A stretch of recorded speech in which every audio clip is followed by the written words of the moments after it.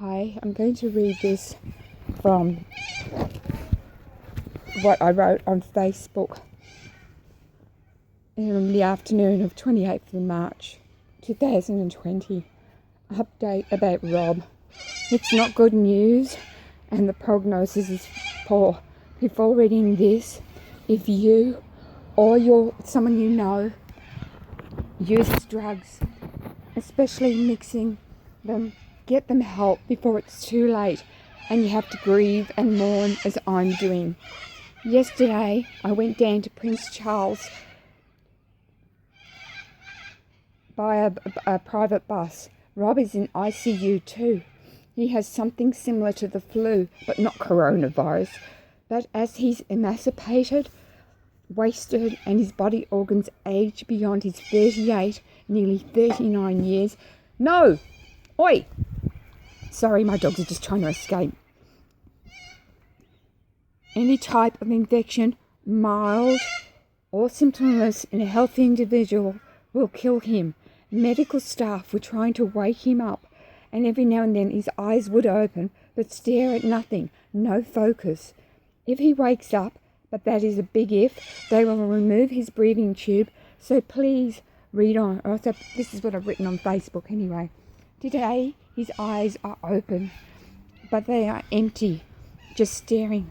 I spoke with the senior doctor an hour ago, and they are worried and alarmed, for there is very little response and reactions from him. If he is still in this state tomorrow, they will be performing brain scans to check his activity, and worst case scenario, I and the doctors agree we will be turning off machines that support his life. What caused him to have 2 mild cardiac arrests on last Wednesday and following Thursday are the very drugs that saved his life in February and early March. For example, methadone, which they swapped from fentanyl, as it supposedly stops opioid misuse. The several antibiotics and risperidone. Apparently, Rob's thick blood is from Leydens factor 5, hereditary, is not helping. His lungs are badly scarred and so is his heart. The infection around his heart valve was so massive and thriving, bits broke off, and the next place these pathogens love is his lungs, as was the case of Rob in February, as well as blood clots on his lungs and sepsis, which is a blood infection, and the next place is the brain. Because Rob is not waking up, they fear he could have had a stroke. Seizures, if in his case, can be caused by combinations of those medications, blood clots, or infection. They did turn up his pacemaker, and it doesn't have any leads, but if it did, he went out of rhythm again, he could be shocked. And the reason for no leads is it attracts germs. So the doctors that the state Rob is in are going to do none of the following: CPR if it goes on too long, and if he catches, for example, coronavirus, they won't incubate him, because people have been put on ventilators with this virus die. They won't consider him applicable for organ transplant, won't do dialysis if his kidneys shut down, and any operation is very much dependent on quality of life. I want everyone to know that in February he was given 30% of chance of survival, and miraculously he recovered and had come back to Gympie Hospital a very changed man.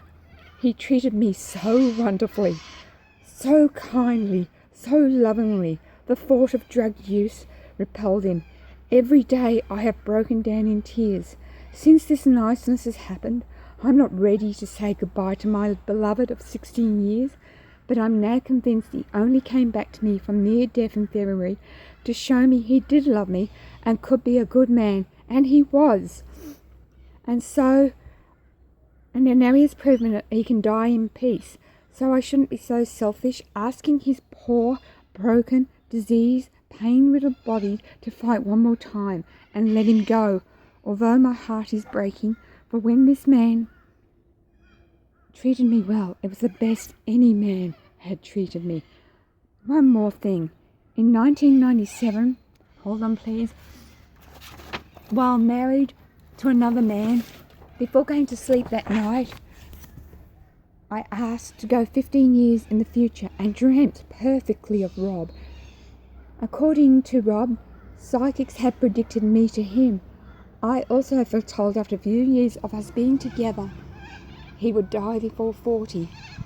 And then I added these comments. Also, because ICU is a germy place, they are moving him out to the wall.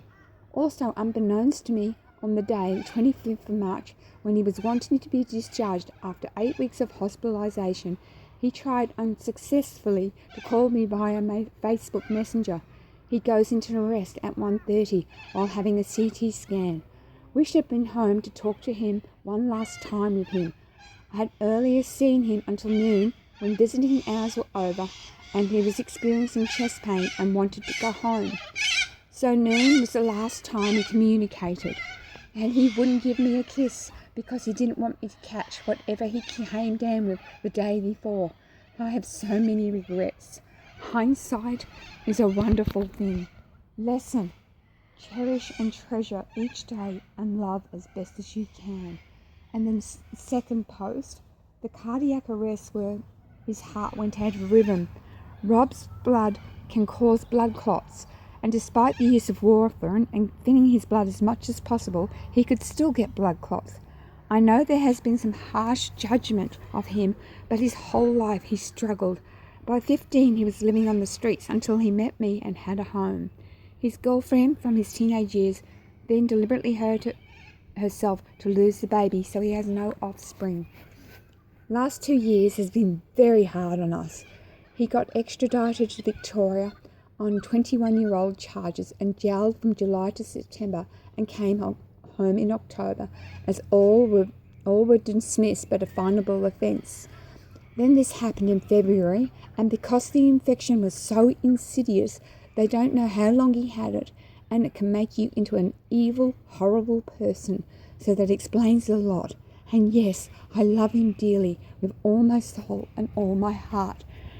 And if I knew that this was going to happen, I would have done things so differently. Love the one you with, love them. It is horrible. It is heartbreaking. I don't know where to carry on. I spoke to the social worker just 5 minutes ago.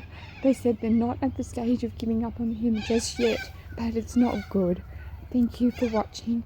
I don't know when I'll be returning to Instagram or YouTube. Bye.